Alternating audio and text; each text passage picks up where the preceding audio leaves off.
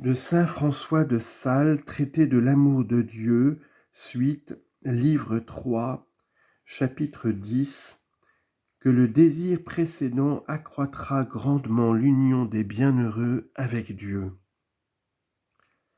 Le désir qui précède la jouissance aiguise et affine le ressentiment de celle-ci.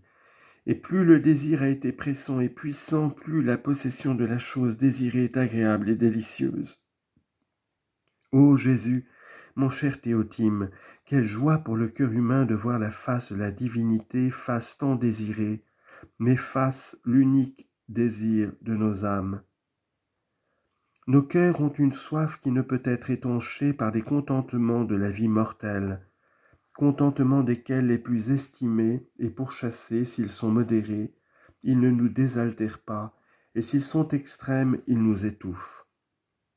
On les désire néanmoins toujours extrêmes, et jamais ils ne sont, qu'ils ne soient excessifs, insupportables et dommageables.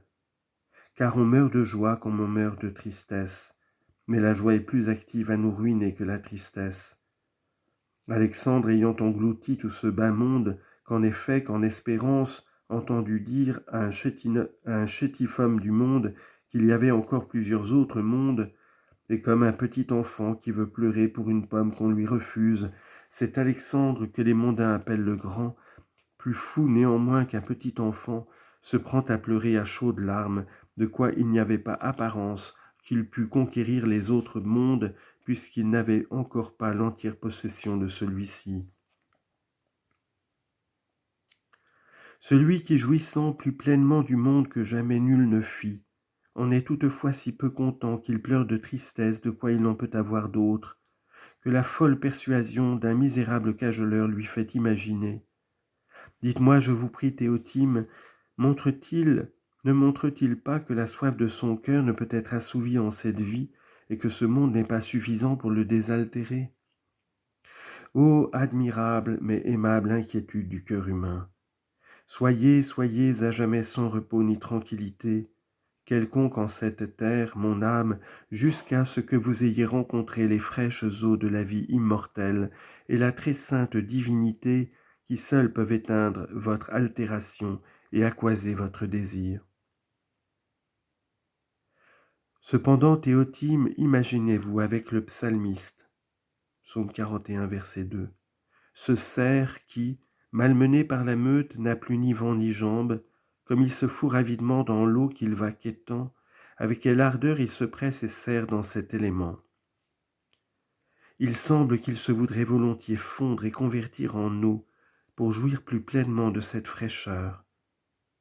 Ah, quelle union de notre cœur à Dieu là-haut au ciel, où après ces désirs infinis du vrai bien, non jamais assouvis en ce monde, nous en trouverons la vivante et puissante source.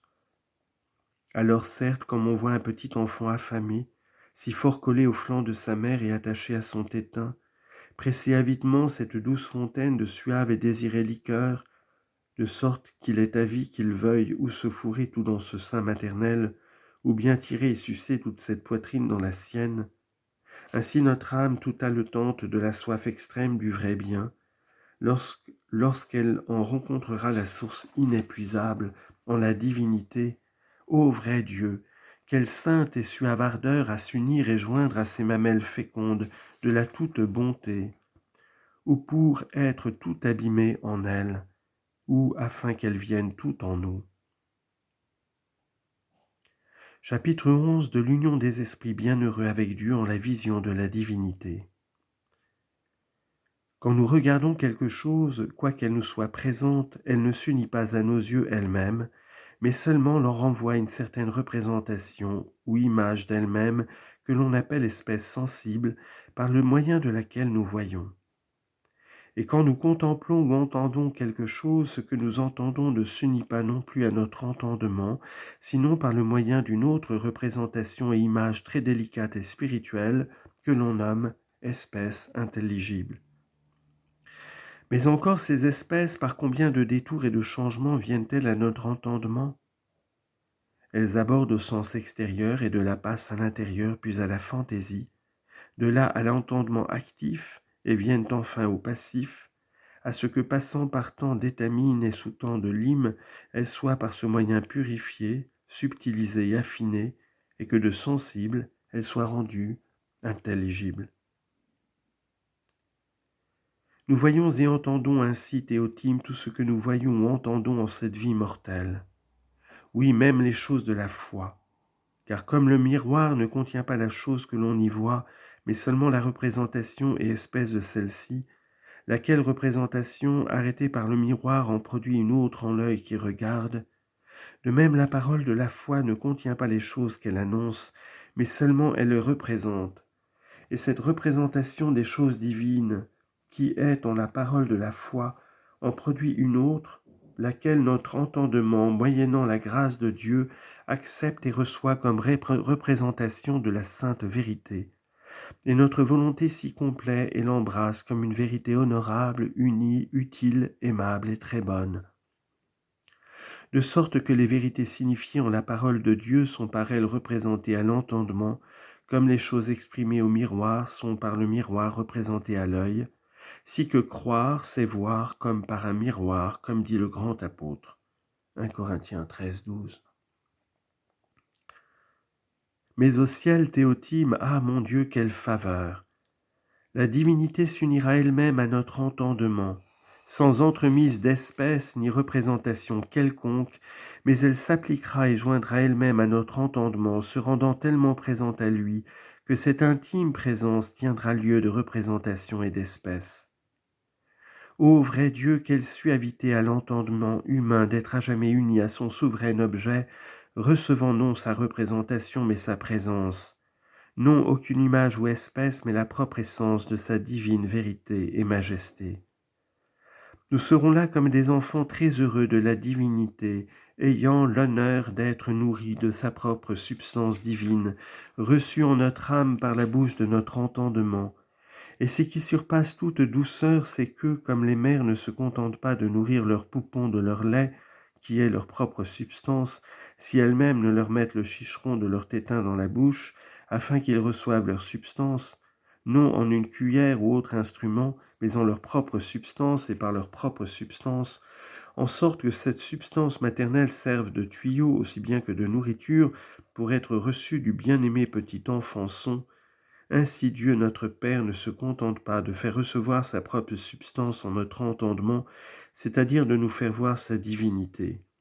Mais par un abîme de sa douceur, il appliquera lui-même sa substance à notre esprit, afin que nous l'entendions, non plus en espèce ou représentation, mais en elle-même et par elle-même, en sorte que sa substance paternelle et éternelle serve d'espèce aussi bien que d'objet à notre entendement.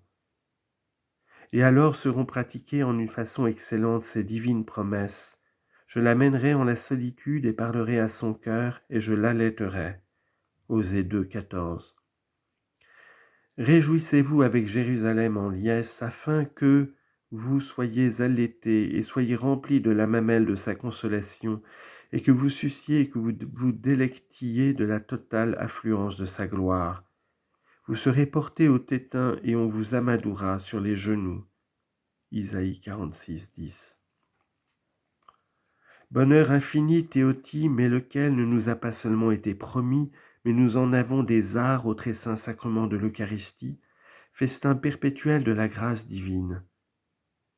Car en celle-ci nous recevons le sang du Sauveur en sa chair et sa chair en son sang nous étant appliqué par sa chair, sa substance par sa substance à notre propre bouche corporelle, afin que nous sachions qu'ainsi nous appliquera-t-il son essence divine au festin éternel de la gloire. Il est vrai qu'ici cette faveur nous est faite réellement mais à couvert, sous les espèces et apparences sacramentelles, là où au ciel la divinité se donnera à découvert et nous la verrons face à face comme elle est.